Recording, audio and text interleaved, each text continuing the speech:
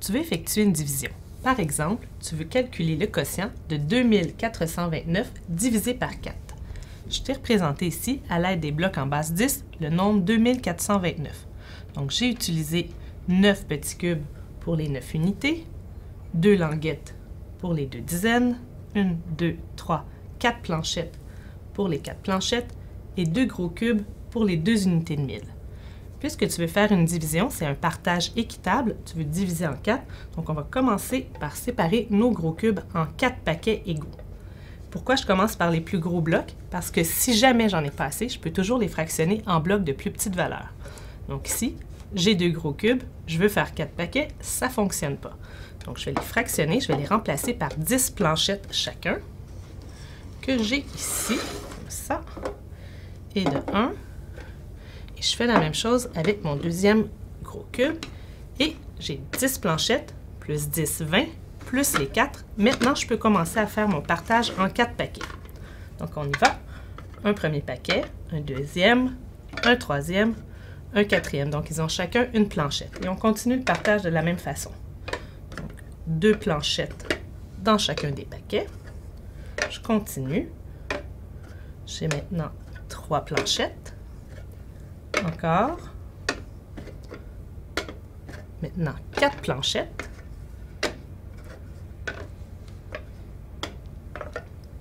Maintenant, 5 planchettes par paquet. Et j'ai maintenant 6 planchettes. Il ne me reste plus de planchettes, donc je vais continuer avec mes languettes. 2 languettes que je veux partager en 4 paquets. Ça ne fonctionne pas. Même chose, je vais les partager en blocs de plus petite valeur, donc par 10 cubes unités ici. Une première languette que je remplace par 10 cubes et ma deuxième languette, encore 10 cubes. J'ajoute à ça mes 9 cubes que j'avais déjà et là, je peux commencer mon partage. Donc, un cube ici par paquet. Je continue jusqu'à temps qu'il me reste plus de petits cubes. 2 cubes. Oups. J'ai maintenant 3 cubes par paquet. 4. 5. 6. J'ai presque terminé. Et j'ai 7 cubes par paquet et il m'en reste un. Maintenant, est-ce qu'on peut fractionner le petit cube en 10 morceaux plus petits? Tout à fait. Toutefois, on va passer dans la partie décimale. Je te montre un petit peu. Supposons que je veuille grossir mon petit cube ici. Donc, je le grossis et je dois le partager en 10 morceaux. Je l'ai représenté ici un exemple en jaune. Donc, je vais faire des tranches. Je vais faire 10 tranches à partir de mon cube unité. Donc, mon unité, je le fractionne en 10 morceaux plus petits qui représentent des dixièmes et qui sont ici mes planches qu'on va appeler des petites planchettes. Donc, j'en ai 10 que je vais partager de la même façon entre mes 4 paquets. Donc, j'y vais. Une petite planchette par paquet. Une deuxième dans chacun des paquets. Et là, il m'en reste plus que 2, toujours à partager en 4. Ça ne fonctionne pas. Donc, je vais fractionner chacune de mes petites planchettes ici en 10 morceaux plus petits qui vont être des centièmes. Donc, je viens remplacer ma première planchette.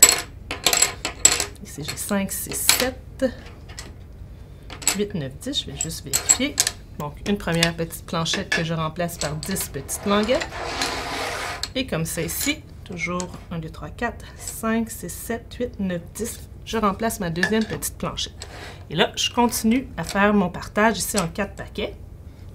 J'obtiens une petite languette dans chacun des paquets. Je continue. Une deuxième. Je continue, il m'en reste encore. Comme ça, je suis rendue à 3 petites languettes par paquet. Donc, toujours un partage équitable. Et il m'en reste 4. Donc, la cinquième dans chacun des paquets.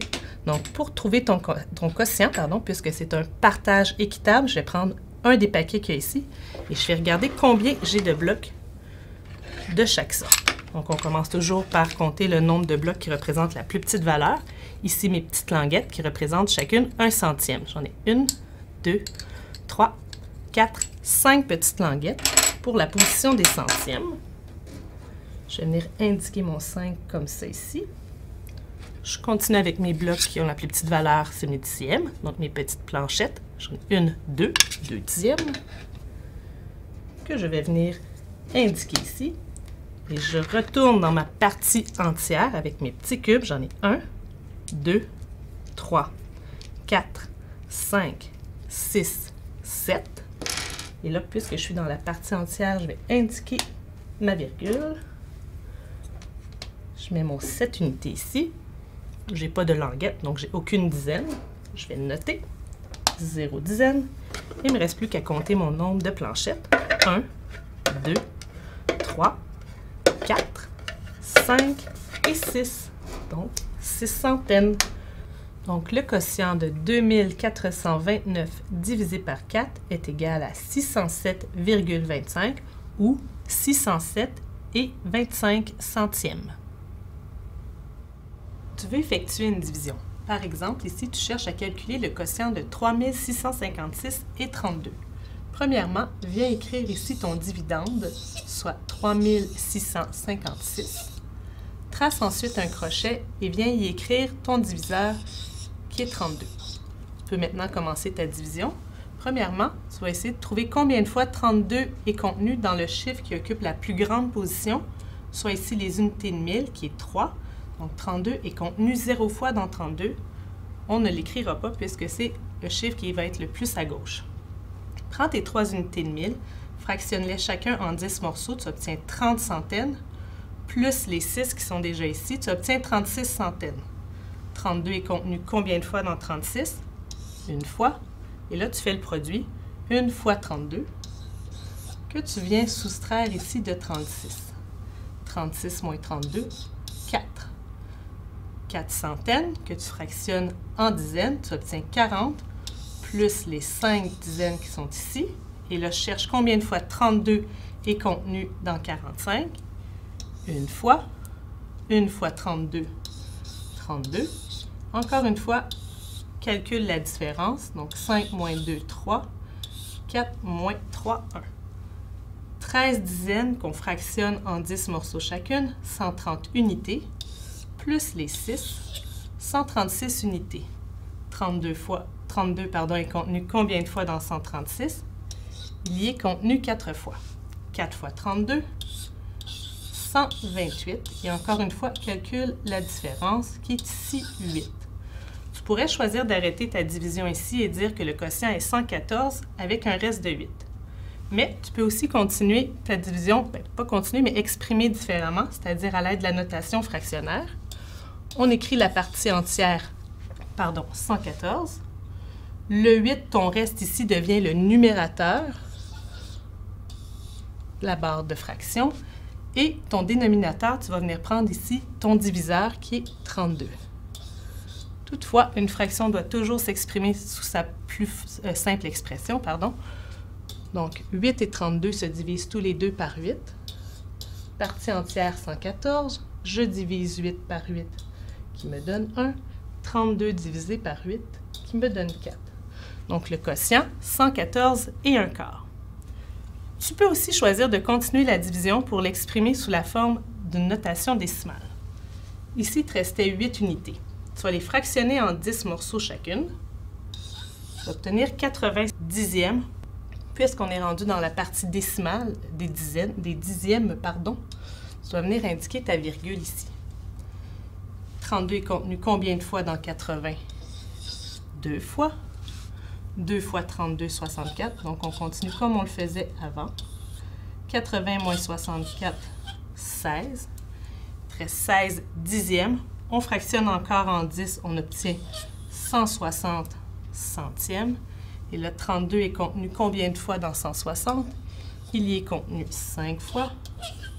160 moins 160, parce que j'ai fait le produit de 5 et 32, donne 0.